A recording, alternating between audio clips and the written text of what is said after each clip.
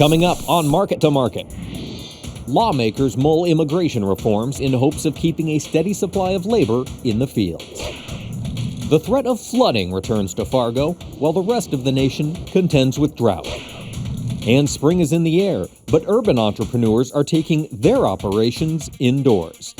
Those stories and market analysis with Mark Gold. Next. Funding for Market to Market is provided by DuPont Pioneer, working with growers to match the right product to the right acre. Science with service, delivering success. This is the Friday, April 5 edition of Market to Market, the weekly journal of rural America. Hello, I'm Mike Pearson. U.S. employers took a break from their hiring spree last month, prompting concerns of an economic slowdown. The Labor Department Friday reported employers added just 88,000 workers to their payrolls in March. Though positive, that's less than half of the previous six-month average of 196,000, and it's the weakest pace of job creation in 9 months. The national unemployment rate ticked down 0.1 of a point to 7.6%. That's its lowest level in 4 years, but the figure only declined because more people stopped looking for work. And the percentage of working age adults with a job or looking for one, known technically as the labor force participation rate, fell to 63.3% in March, its worst performance in more than 30 years. Stocks reacted bearishly to the disappointing payroll numbers. The Dow Jones dropped 100 points early in the session before recovering about half of its losses, while the S&P 500 also beat a hasty retreat in the wake of Friday's report. A couple of places where employers are trying desperately to expand their labor force are the fields and groves that produce much of America's fruit and vegetables. Many, if not most, farm workers are undocumented immigrants. Demand for the largely unseen labor force is highly seasonal, and most of the jobs attract virtually no competition from native-born workers. Plans to reform U.S. immigration policy for the first time in 27 years could reach the Senate floor by May.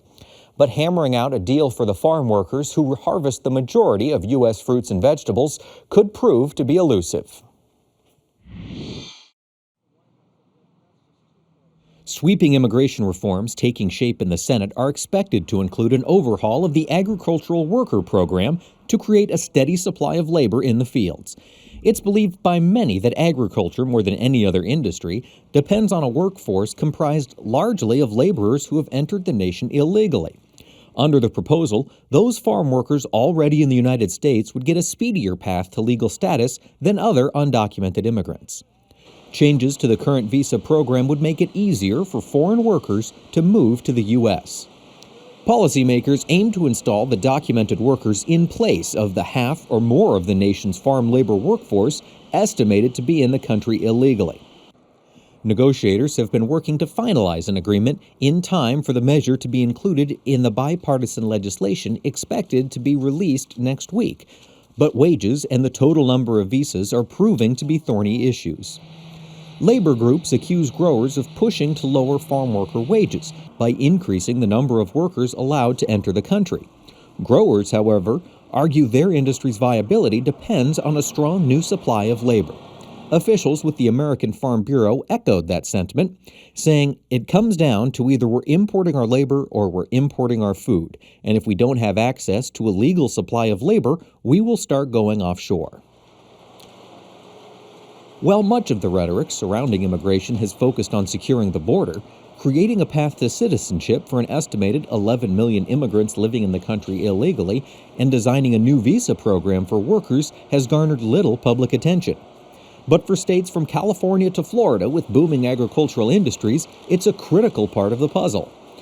According to labor and industry estimates, 50 to 80% of America's farm workers are undocumented. Growers say they need a better way to hire workers legally, and advocates say workers can be exploited and need better protections and a way to earn permanent residence. But officials with United Farm Workers, an advocacy group founded by the late Cesar Chavez in the 1960s, say immigration reforms benefit the entire industry. UFW officials insist, one thing we know is that there is not an industry that will benefit more from a new immigration program than agriculture. The problem is the industry needs people who are both willing and able to do the work, and it's difficult work. Currently, there is a 10-month visa program for farm workers called the H-2A visa. But growers argue it's so cumbersome that once they've completed the paperwork, whatever crop they needed picked may well have withered.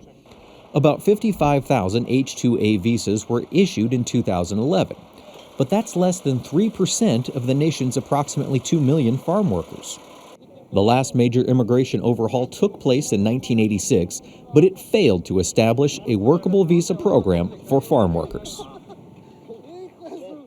Spring is definitely in the air in the Midwest, where temperatures are expected to climb well into the 60s this weekend. But the mercury is still predicted to flirt with the freezing mark overnight, giving pause to any thoughts of early planting. According to the Agriculture Department, planting typically begins in the heart of the Corn Belt around the 20th of April, and soybean planting historically gets underway 2 weeks later around the 5th of May. Ideally, soil temperatures need to be above 50 degrees before planting begins in earnest, and many producers insist the ground must be at least 55 degrees before they'll sow a single seed. But even as farmers wait anxiously to get out in the fields, some urban growers think conditions are just fine inside. Abandoned warehouses are getting new life all across the Midwest. One of the experiments is known as vertical farming. This suburban Chicago location is operated by Farmed Here. The owners are trying to give new meaning to the term mega farm in the land of large-scale hog, corn, and soybean operations. The high ceilings and massive space allow for several levels of growing beds, complete with artificial light. The abundant supply of warehouses keeps real estate levels low, but that low expense is offset by the power bill. Right now, the farm has 2 large structures with several levels of growing beds. It's different here than I've seen anywhere else. Just the size, the scale of it is very unique. It's 5 to 6 levels high depending on the system, and it's about 160 to 180 feet long. The plants grow under fluorescent lighting. Company leadership has a goal of the facility being self-sustaining in a few years. Many believe indoor farms that rely on artificial light will become much more viable as energy-efficient LED lighting improves and becomes more affordable. Operators here are having success in the boutique or microgreens, like herbs or lettuce. Edible plants like beets or sunflowers are harvested when they are young and are similar to sprouts in salads and sandwiches. Once they get at a certain height, from the germination racks, we transplant them to our system. We let them grow a few weeks, maybe 2 to 4 weeks. Farmed Here is based in Bedford Park, Illinois, and its operators are considering expansion to 150,000 square foot growing space. The owners claim it's the largest vertical farm in the country, and it's already supplying local grocery stores with fresh basil, arugula, and other greens. The company's CEO calls it on-demand farming. Let's say the demand is suddenly for various types of arugula or various types of mixed greens or mini greens, we could change the whole system, and pretty much within the next 14 to 28 days, we have a full-grown plant, whatever the market requires. The Agriculture Department released its latest assessment on America's winter wheat crop this week, and the numbers weren't pretty. Nationally, only 34% of the crop is rated in good to excellent condition. A year ago at this time, 58% of America's winter wheat garnered those ratings. Not to be outdone, private analytical firm Informa Economics released its first estimate on winter wheat production, calling for U.S. growers to harvest 1.63 billion bushels. That's down about 8% from last year. According to Informa, about 20% of total winter wheat plantings will be abandoned, leading to a 14 million bushel decline in production. Much of wheat country, of course, is still gripped in the worst drought in decades. But even as growers contend with dry, dusty conditions, the residents of Fargo, North Dakota, once again are preparing for a flood. The annual rite of spring is underway in Fargo, North Dakota. Volunteers filling sandbags. A task that this week was aided by junior high students.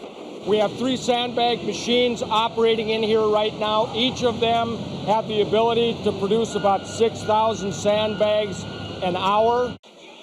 3 machines are working at a breakneck pace to help hold the Red River at bay. The goal is 1 million sandbags over a 10-day period. Heavy snow cover remains in the Red's watershed, as evidenced by this map from Intellicast and WSI. As much as 8 inches remain on the ground, but the snowpack has melted significantly in the last few weeks. The area receives, on average, 50 inches of snow annually, and this year was no exception. A major flood this spring would be the 4th in 5 years for the region. But the landscape around the river has changed as some homes previously damaged by flooding have been removed. Miles of concrete flood walls and earthen levees have been put in place to brace for what's to come. The National Weather Service says there's a 50% chance of the river going 20 feet above flood stage, which would be the 5th highest level on record. Ironically, much of the region is still technically in drought.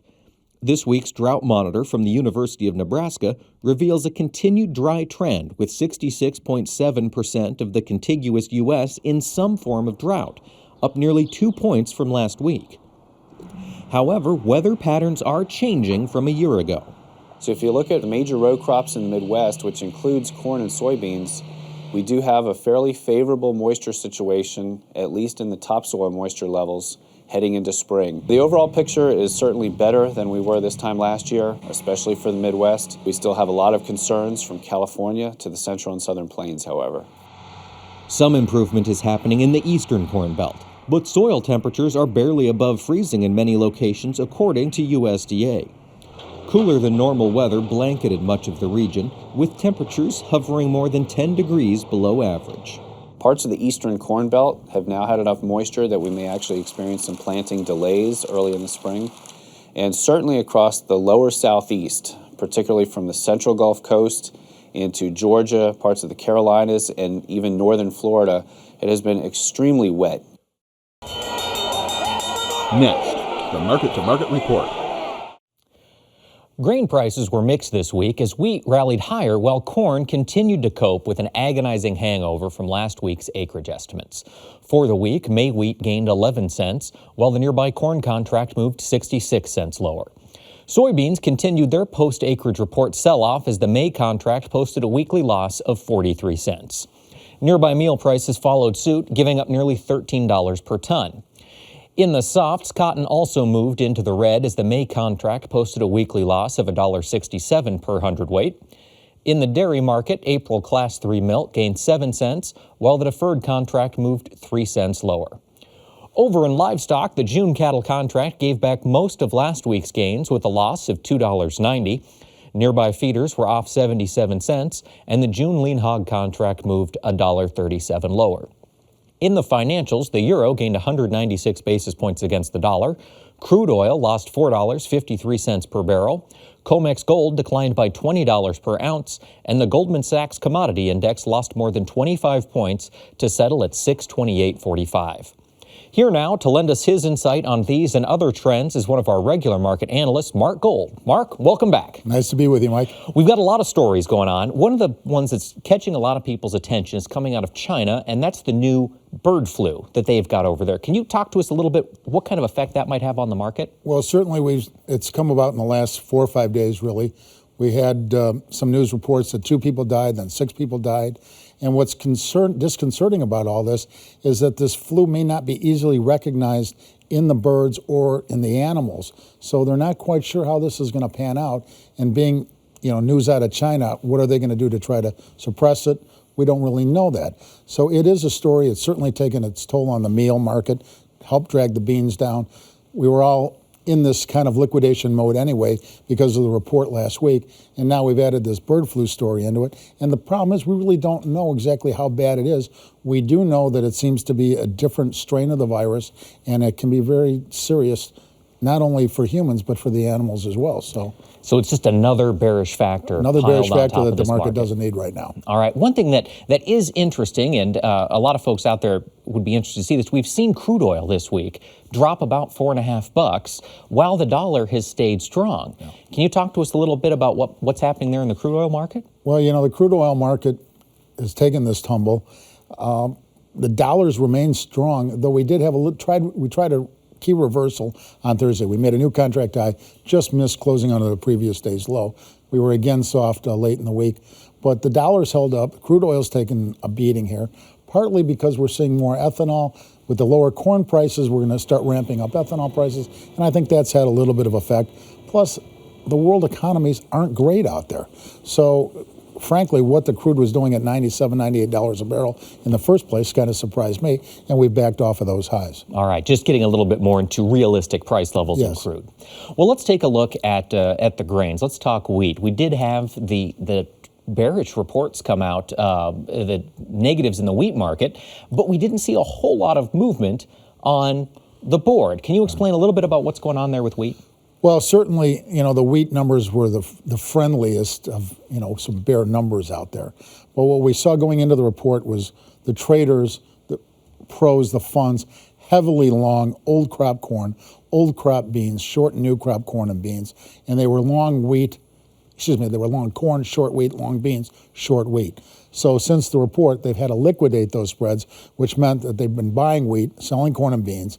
They've been selling old crop corn, old crop beans, and buying new crop corn and beans. So it's been as much a function of the spread trade as anything else. Now, long term, what does that mean? We've got a December corn price that only broke 40 cents or 50 cents from the highs before the report in here. But what we're seeing in here now is that you've got all these guys liquidating those short new crop positions. I believe it's giving the pros an opportunity to get short in the new crop. So eventually, when I look at these acres, when I look at the whole scenario of what's happening in these markets, we're giving the pros a real good chance to sell 540, 550 December corn in here. The American farmer is still holding on to it, still concerned that there may be a drought or a weather problem this year. They haven't sold much of anything of 2013. And in my opinion, I'd go with the money on the pros. I believe that we're too high priced relative to what can happen out there. On corn. On corn and beans. Corn and beans. Yeah. All right. Now, as we're talking about that, looking at new crop corn for folks out in the field, what would be your advice percentage-wise for people to consider selling? We've been selling corn since back when December corn was $6.30 and $6.40. Right now, we're about 40% sold of our guaranteed bushels if they've got the revenue insurance on corn and beans. And we want to be at those levels right now. We've got puts underneath for everything else. There are a lot of marketing people that have been bearish but only have 30 or 40% of the crop protected. We've had 100% of this crop protected because we really believe that the risk today is on the downside. We look at big acres. People out there don't seem to want to think that you can have trendline yield after a drought. Well, this is the first year we've had a drought in 12 since 1988. The genetics have improved dramatically since 1988, and I would certainly argue that we can grow trendline yield if we get decent moisture in June and July in the corn market and July and August in the bean market.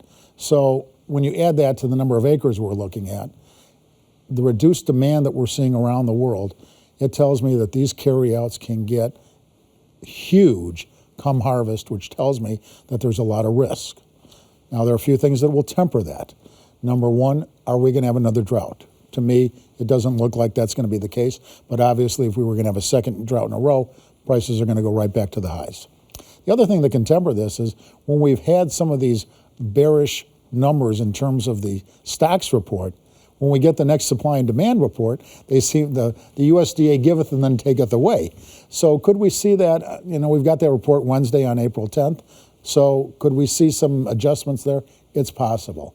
But longer term, the pros are looking to sell the rallies in new crop corn and new crop beans. Now let's take a look at old crop corn. After this recent massive sell-off, yes, folks that were holding corn, holding beans, hoping to be able to capture some as the market stretched over the summer. Yeah. What's your advice to people sitting on bushels in a bin? Get back to church and start praying again. We've lost a lot of value in this corn market in 1 week, basically $1 a bushel. The guys that are still sitting on the corn, $6.30, $6.40 still isn't a bad price for corn. We would certainly be willing sellers of that corn. We'd buy back some call options in case we do see something out here. You can spend today 10 cents on a legitimate corn option to get you through into the summer, into July, for example, and see where you go. But we don't want to see guys get caught, certainly with two crops. And, the last couple of years, the American farmer seems to think that, holding it and not selling anything early has been the great strategy. Well, it has been the last 2 years. Well, in every 10 years, you want to go back since World War II, you have about 2 years that are good years not to be early sellers. The other 8 tend to be pretty good years to sell early. And I believe this is going to be one of those years where selling early is going to pay off. We're getting back into that. Into that cycle of more grain out here right. and around the world. And I wanted to come back just real quick to wheat. Would you be willing to throw some sort of guideline prices that you think we might be able to see some resistance or support levels at in wheat? I believe we're getting pretty close. In Kansas City wheat, I think if you're looking at, 770, 780, that would be a great opportunity. On Chicago, on the soft wheat, if we can get back to 730, 735 in those areas. But that wouldn't keep me from owning a put option underneath it right now. We're getting a little bit of a rally because of the spread activity. It's a little bit artificial. When you look at the supplies around the world on wheat, India, Russia, we're going to have some very big wheat crops out there. Again, it's just adding to the bearishness, and then if you add in this huge supplies in South America, what we can grow here, it seems to me that there's still quite a bit of risk on the table. All right, and now let's come back, same question, looking at soybeans, old crop, and we've already discussed new crop a little bit. That could be the one surprise out here is the old crop beans. We're in very historically tight carryouts out here. Now, we just picked up another 70 million bushels from the stocks report. Gives us a little bit of room here. But are they going to start upping the export numbers on the supply and demand report to show more Chinese buying than what was expected? That could be the surprise out here. I wouldn't be surprised on Monday or Tuesday prior to the report if we see some professionals buying some call options on old crop, maybe selling some new crop calls against that in that kind of position. Because we've done some pretty good damage to this old crop, not to the extent that we've done it in the corn on a percentage basis. But, we took 90 cents out of the old crop beans. So would guys look to maybe buy some calls ahead of this report? I would think that might be a worthwhile strategy, just in case the government, taketh away again. Right, and we see another friendly number. A big day. Yeah. All right, well, let's take a look, looking down south. Let's talk cotton a little bit. Yeah. We've had a lot of reports of cotton numbers, acreage numbers shrinking and shrinking and shrinking. And then this week we saw another slide in the price. Can you explain a little bit what's happening in cotton? We've had a nice run in the cotton from roughly December cotton from 73 cents up to about 89 cents. There's been some good natural resistance on the charts between 88 and 90 cents. We backed off to about 86.50. To me, they talk about more cotton acres coming in. I'm not sure I see that. I believe a lot of guys are going with corn. They have gone with corn in the South. Are they going to buy back the planters? I don't know. Are they going to buy back the cotton pickers? I don't know about that. So I think that's a little bit different story. I think guys like the corn. They've gotten used to growing it. We've seen a big expanse of acres in the South, and I think that's going to trend for a while. The odds of us seeing, $2 cotton again seem remote, but at these prices, I think we're going to see, cotton acres stay low, more beans and corn going in. As people continue to transition to that's what I see corn happening and beans. in the South, yeah. Well, let's take a look at livestock. Last week, after the report, we saw feeders rise, live rise, and this week we saw us give back quite a bit on live cattle. Yeah. What's happening there? A little bit of a choppy market. We've had the funds very short in the cattle market. We've made some good lows in here. The funds are still short. We've had a nice bounce. If you look at the charts, we have a kind of a V-shaped bottom forming in these charts. The cash market this week went out 128 to 129. A little bit better prices out here. Show lists are still low. The production numbers are still down. I believe that we've got a little bit of a chance here in this cattle market. I'm a little bit friendly to this cattle. I see the demand hanging in there. We've got the Dow Jones at historical highs. Even though the unemployment numbers aren't great out here, we're still seeing people feeling a little bit better. We're getting into the grilling season. What's kind of surprises me when you look at the June and August cattle, they're a little bit cheap out here when you would think in the summer months we could get a little boost there. But I think long term, when you look at these charts with the funds as short as they are and corn prices coming down, I think, fat cattle have got a chance here to see a little bit of a bounce. I still like the cattle market. All right. Well, now let's talk feeders. Limit up last week after report. Continued that trend a little bit this week. Yeah. Where do you see feeders heading? Is the cheap corn really the catalyst they needed to sort of spike back? I think that's part of it. I think, again, the funds were short. We pushed it a little too cheap, too quick in here. The chart had a pretty, elevator shaft style break in this market. and we've started to come back here now. I like the feeder cattle market. I think it looks okay in here. I don't see things have changed, and I think with the cheaper corn prices, cheaper meal prices, that meat market's going to pick up. I like the demand for meat, not only on the beef side, but on the pork side as well. People want to say that what's happening in China with this potential bird flu is going to affect it. To me, the Chinese are going to still eat, and can we see a pickup of exports? There's still the Payleen question, but I believe that demand's going to be there on both the beef and the pork. Now, with that in mind, looking at feeders, is there a price level of support you think we might be able to reach out there? You know, to me, there's another $3 or $4 on the upside in this feeder cattle market, easy. That'll take us back into some of the resistance areas, and I think that's a legitimate area that, you know, if they had some opportunities to make some sales up there, I would certainly look at doing that. I'd still keep a put underneath it. You know, we can't lose sight of history here. You know, 140, 150 feeder cattle, you know, 15 years ago we were at $55 feeder cattle.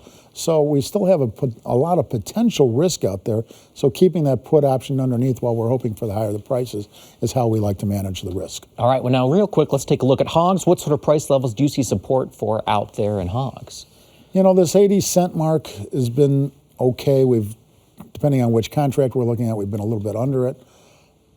Again, you know, we've got some of these export issues that we need to deal with. Domestically, I think we're going to see pretty good consumption on the pork side. If people, for whatever reason, want to shy away from some of the poultry, they're going to go to pork.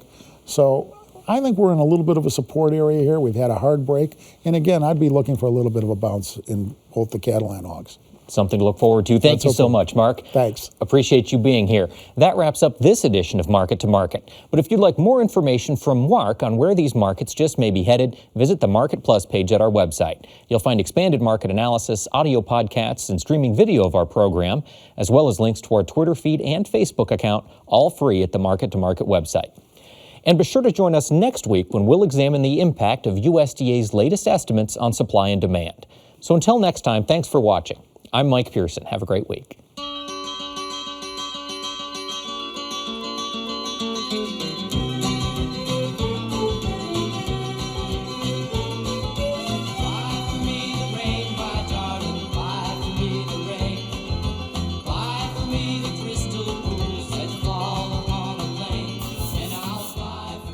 Market to Market is a production of Iowa Public Television, which is solely responsible for its content. Funding for Market to Market is provided by DuPont Pioneer, working with growers to match the right product to the right acre.